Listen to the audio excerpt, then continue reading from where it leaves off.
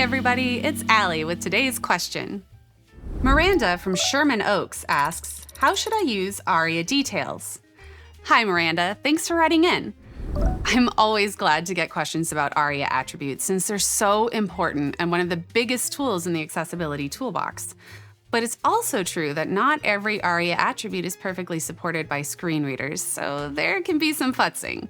That's the case with ARIA details. The ARIA details attribute signals to assistive technology that a particular element has important information elsewhere in the document or on the page.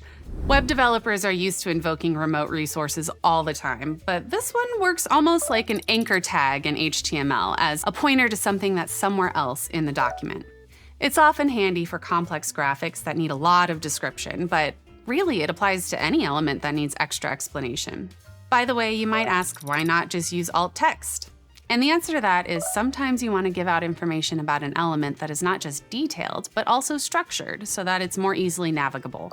ARIA details fills that bill. Let's look at an example of, say, a complex graph. Note the IDs on the divs that contain both graph 1 and the details for graph 1. Inside the div for the graph itself, ARIA details is used to point over to the description by specifying graph 1 details as the value. Once the pointing is set up, you should be good to go, Miranda. Just remember to test across more than one screen reader if at all possible, because the support situation is changing for sure. And isn't Sherman Oaks where they have that mall that's been a location in a zillion movies? So let us know if you run into trouble or if you get famous.